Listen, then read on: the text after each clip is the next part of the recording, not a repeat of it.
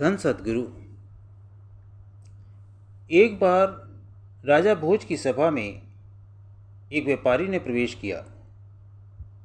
राजा भोज की दृष्टि जब उस पर पड़ी तो उसे देखते ही अचानक उनके मन में विचार आया कि कुछ ऐसा किया जाए ताकि इस व्यापारी की सारी संपत्ति छीनकर राजकोष में जमा कर दी जाए।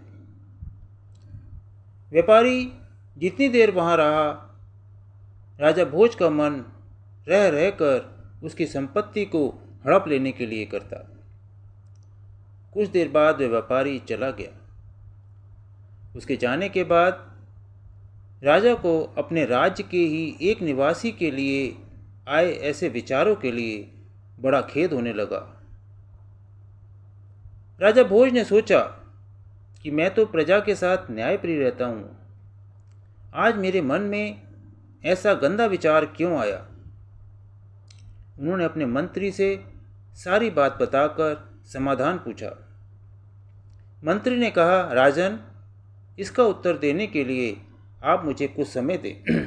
राजा मान गए। मंत्री विलक्षण बुद्धि का था।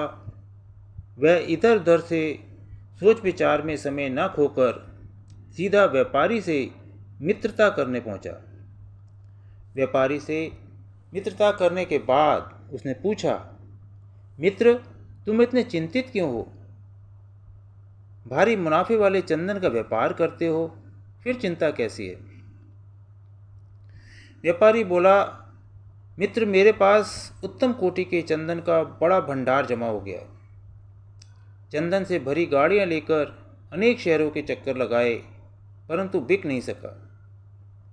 बहुत धन इसमें मेरा फंस गया है। अब नुकसान से बचने का कोई उपाय भी नहीं समझ आ रहा। व्यापारी की बातें सुनकर मंत्री ने पूछा, क्या हानि से बचने का वास्तव में कोई उपाय नहीं? तो व्यापारी थोड़ा ठिठक कर हंसकर कहने लगा, अगर राजा भोज की मृत्यु हो जाए तो उनके दाह संस्कार के लिए सारा चंदन बिक सकता है। अब तो यही अंतिम मार्ग नजर आता है। व्यापारी की इस बात से मंत्री को राजा के उस प्रश्न का उत्तर मिल गया जो उन्होंने व्यापारी के संदर्भ में पूछा था। मंत्री ने कहा, भाई, तुम आज से प्रतिदिन राजा का भोजन पकाने के लिए 40 किलो चंदन राज रसोई में भेज दिया करो। पैसा उसी समय नगद मिल जाएगा। व्यापारी यह सुनकर बड़ा खुश हुआ। प्रतिदिन नगद चंदन बिक्री से तो उसकी समस्या ही दूर हो जाने वाली थी। वह मन ही मन राजा की दीर्घायु होने की कामना करने लगा ताकि राजा की रसोई के लिए चंदन लंबे समय तक बेचता रहे। एक दिन राजा अपनी सभा में बैठे थे। वह व्यापारी दोबारा राजा के दर्शनों को वहां आया। उसे देखकर राजा के मन में विचार आया, यह कितना आकर्षक व्यक्ति है, इसे कुछ पुरस्कार अवश्य देना चाहिए। राजा ने मंत्री से कहा, यह व्यापारी पहली बार आया था, उस दिन मेरे मन में कुछ बुरे भाव आए थे और मैंने तुमसे प्रश्न भी किया था। आज इसे देखकर मेरे मन के भाव बदल गए। इसे दूसरी बार देखकर मेरे मन में इतना परिवर्तन कैसे हो गया? मंत्री ने उत्तर देते हुए कहा, महाराज, मैं आपके दोनों ही प्रश्नों का उत्तर दे रहा हूं। यह जब पहली बार आया था तब यह आपकी मृत्यु की कामना रखता था। अब इस समय यह आपके लंबे जीवन की कामना रखता है। इसलिए आपके मन में इसके प्रति दो तरह की भावनाओं ने जन्म लिया। जैसी भावना अपनी होती है वैसा ही प्रतिबिंब दूसरे के मन पर पड़ने लगता है। यह एक मनोवैज्ञानिक सत्य है। हम किसी व्यक्ति का मूल्यांकन कर रहे होते हैं तो उसके मन में उपजते भावों का उस मूल्यांकन पर गहरा प्रभाव पड़ता है। इसलिए जब भी किसी से मिलें तो एक सकारात्मक सोच के साथ मिलें ताकि आपके शरीर से सकारात्मक ऊर्जा निकले और वह व्यक्ति उस सकारात्मक ऊर्जा से प्रभावित होकर आसानी से आपके पक्ष में विचार करने के लिए प्रेरित हो सके। तो यह परिस्थिति है जब हमारे मन के विचार दूसरे पर क्या प्रभाव डालते हैं।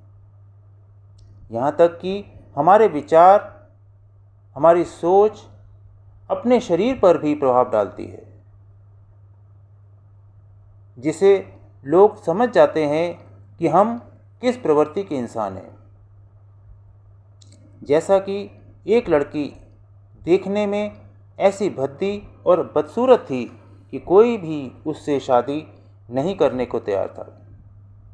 निराश होकर वह जंगल में चली गई, जहाँ उसे कोई देखने वाला ना था। जब आदमी हर तरफ से निराश हो जाता है तो उसे परमात्मा की याद आती है। लड़की ने वही किया। वह रात दिन परमात्मा का सुमिरन करने लगी।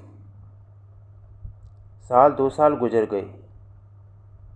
एक दिन एक आदमी घूमता हुआ वहाँ निकला। लड़की को देखकर कहने लगा, मैं आपसे विवाह करना चाहता हूँ।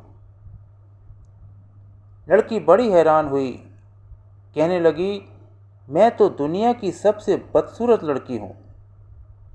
लड़के ने कहा, क्या कह रही हैं आप बहुत सुंदर हैं। लड़की बोली, क्यों मजाक उड़ा रहे हो। लड़का उसे तालाब के किनारे ले गया। जरा अपनी शक्ल तो देखो। लड़की ने पानी में अपने चेहरे का अक्स देखा तो उसे खुद यकीन नहीं हुआ यह उसी का चेहरा है। कहाँ वो बदसूरत चेहरा और कहाँ यह सौंदर्य। समझें कि ख्याल का कितना भारी असर होता है। विचार बड़ी शक्ति रखते हैं, जिनका असर चेहरे पर स्पष्ट दिखाई देता है। ओजस वह शक्ति है जिससे चेहरे पर ताजगी आती है, जिस्म से ऊपर उठने की ताकत मिलती है। और यह शक्ति हमें परमात्मा को, लोगों को प्रेम करने से ही प्राप्त होती है।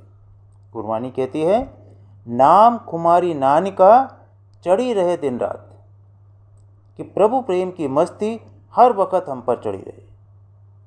जो इस सरूर में डूब जाता है, दुनिया को उसके चेहरे पे वह सब कुछ नज़र आता है। स्वामी जी कहते हैं कि मन रे क्यों गुमान अब करना, तन तो तेरा खाक मिलेगा 84 जा पड़ना। गुरु का रूप नैन में धरना, सुरत शब्द पर नभ पर चढ़ना। राधा स्वामी नाम सुमिरना, जो वह कहे चित में धरना। जी बहुत बहुत शुक्रिया। धन सतगुरु, धन सतगुरु।